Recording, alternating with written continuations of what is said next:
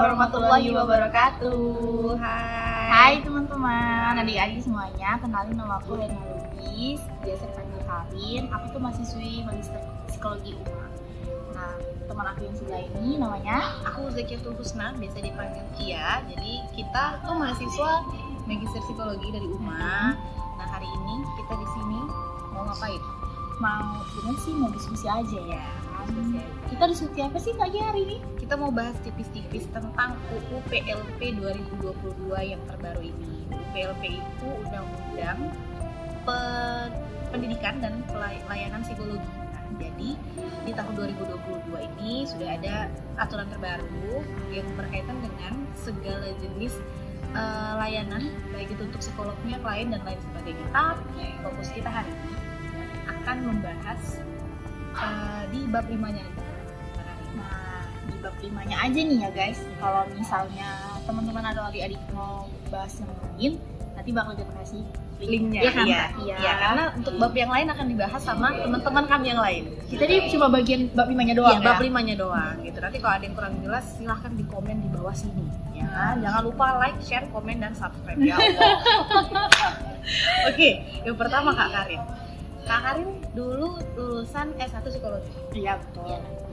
Nama belakangnya apa? Kairina Lubis Espesi. Oh iya. Nah, tapi di UU terbaru ini nanti katanya ada yang berbeda. Oh, Coba iya. Kak Karin jelaskan. Nah, di buat adik-adik nih, nanti di UU PLP, menurut UU PLP tahun 2022, setelah adik-adik tamat dari sarjana, nanti bakal langsung dapat gelar psikolog. Nah, tapi itu cuma psikolog umum ya adik-adik. Nah, psikolog itu terbagi 3, ada psikolog umum, psikolog spesialis, dan subspesialis. Nah, jadi nanti kalau misalnya adik-adik atau teman-teman mau udah tamat nih, mau ngambil yang lebih lagi, adik-adik bisa ngambil spesialis. Mau lebih lagi, ngambil psikolog subspesialis. Sama kayak kita misalnya ke sakit demam nih, udah datang aja ke dokter umum. Kalau kita sakit gigi kan harus ke dokter gigi gitu. Dan ada lagi yang lebih lagi di subspesialisnya. Gitu Kak Kia. Oh, berarti dia udah langsung jadi namanya psikolog tapi hanya umum. Iya, Doang. Jadi kalau dia mau fokus lagi dia harus kuliah lagi. betul. Gitu. Jadi dia nggak bisa langsung lantas namanya psikolog terus dia bisa nanganin semuanya, nggak bisa kayak Nggak gitu. bisa. Jadi kalau kamu mau semakin keren, semakin banyak ilmunya, belajar lagi. Gitu. Nah, kalau itu tadi tertuang di bab 5 ya Kak Karin. Iya. Karena psikolog itu dibedakan jadi 3. Itu ada di pasal 26. Pasal 26 itu menerangkan bahwa ada psikolog umum, spesialis dan subspesialis. Nah, terus lagi Mbak Karin, Kak Karin. Aku panggilnya Mbak atau Kak sih? Bebas lah, bebas. Karin aja lah ya. Suka hati lah. Kita santai, Iya. ya Kita kan? di sini kan sans. Sans.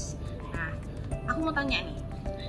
Kan aku kita kan sama-sama baru di magister ini. Tapi kalau untuk psikologi kan sudah lebih lama AQ ya. iya gitu. Nah, jadi aku mau tanya tentang pelayanan psikologi ini. Itu katanya ada terbagi-bagi lagi gitu. Gimana itu sebenarnya? Kak Kia ini kan karena dia speksinya kemarin itu bukan psikologi ya. Ya, jadi lebih banyak nanya aku nih kayaknya ya. Iya. Nah, di pasal 33 atau 32 tuh, layanan psikologi itu terbagi 2 atas jasa dan praktek. Nah, untuk jasa psikologi itu sudah dijelaskan di pasal 33. Nah, jasa psikologi itu bisa diberikan dalam bentuk pengukuran atau pemeriksaan. Nah, ada juga psikologi edukasi, dan ada juga penelitian ataupun intervensi sosial. Nah, intervensi sosial itu apa sih Kak Karin? Nah, intervensi sosial itu membuat atau menciptakan kesadaran psikologi yang yang tujuannya untuk meningkatkan kesejahteraan psikologinya. Baik individu maupun yang lainnya lah ya.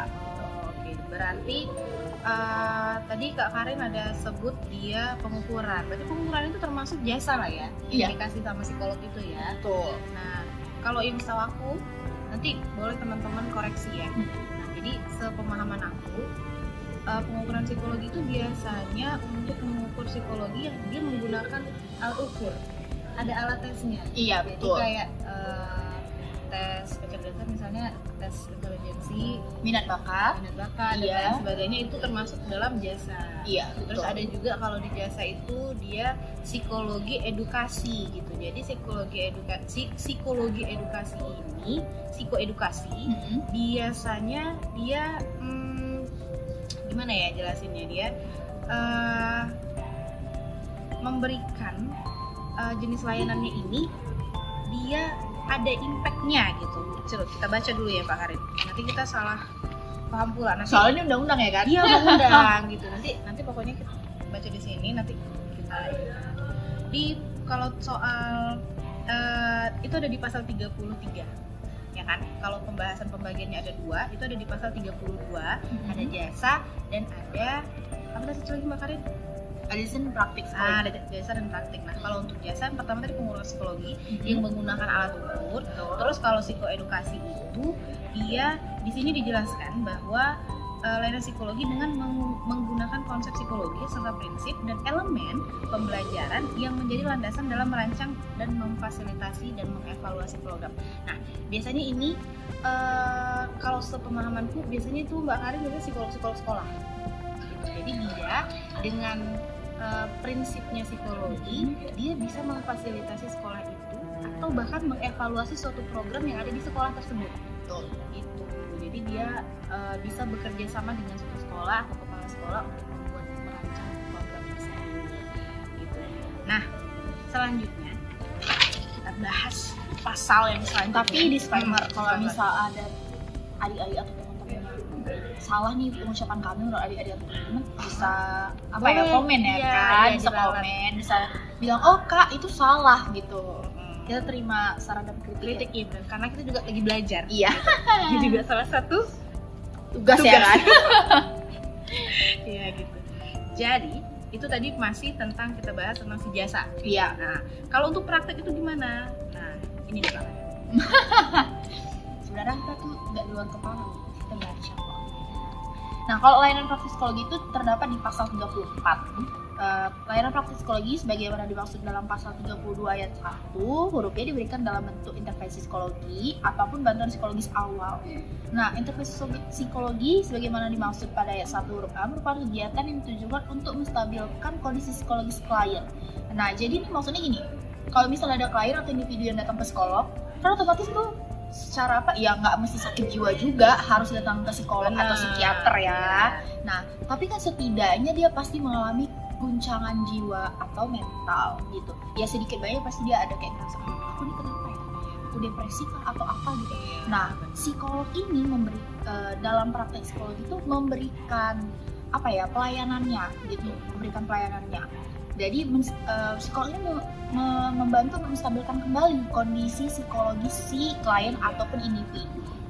Nah, intervensi psikologi sebagaimana dimaksud pada ayat 2 meliputi kegiatan konsultasi psikologi, konseling psikologi, psikoterapi, dan psikoedukasi untuk kuratif, rehabilitatif, ataupun paliatif, dan juga pelatihan psikologi. Bantuan psikologis awal sebagaimana dimaksud pada ayat 1 huruf B merupakan kegiatan praktik psikologi yang dilakukan oleh psikolog sebagai pertolongan pertama dalam situasi darurat. Nah, bantuan psikologis awal sebagaimana dimaksud pada ayat 4 meliputi tindakan, pelatihan psikolog pada non-psikolog, layanan psikologi. Itu aja kan? Iya, benar. Jadi itulah dia pembagian dari layanan psikologi yang bisa diberikan oleh psikolog. Iya, betul.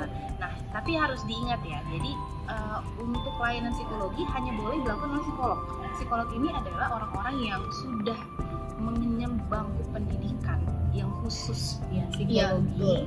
Lalu dia makanya ada gelarnya psikolog umum, baru psikolog spesialis, baru subspesialis. Nah, tapi bukan berarti orang yang bukan psikolog umum, spesialis dan subspesialis tidak boleh bantu gitu.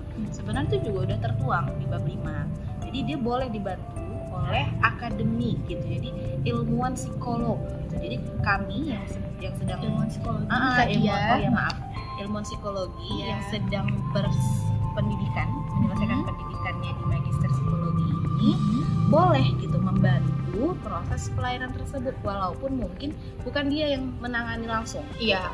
dia boleh membantu. Contohnya tadi kayak apa, dia ada bantu di jasa tadi ada penelitian psikologi kan Mbak? Iya. Nah itu dia dibantu oleh si apa namanya tadi ilmuwan psikologi gitu, Iya. dibantu. Jadi mereka bekerja sama gitu. Kalau si terapi tadi, psikoterapi tadi mungkin memang harus psikolog. Iya. Sama kayak obat ya kan, bahkan operasi itu memang harus si dokternya langsung lah yang pegang. Harus spesialis gitu, nggak boleh sembarangan, tapi boleh bekerja sama. Seperti itu. Ini ada sedikit tambahan. Nah, ilmuwan psikologi itu hanya boleh melakukan, iya dia boleh membantu psikolog gitu, dia boleh membantu dokter jiwa gitu.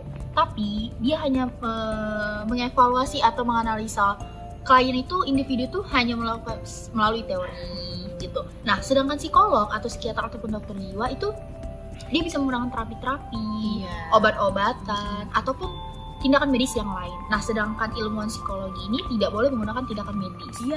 Dia hanya lebih ke teori.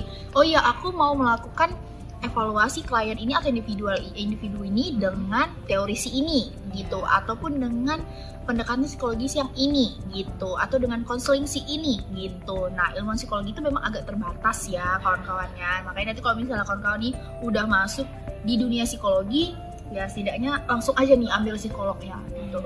Tapi kalau adik-adik yang nanti tamat 2022 sesuai dengan UU PLP ya Kak Kia ya, itu bisa langsung jadi psikolog ya kan, seperti yang kita jelasin di awal tadi.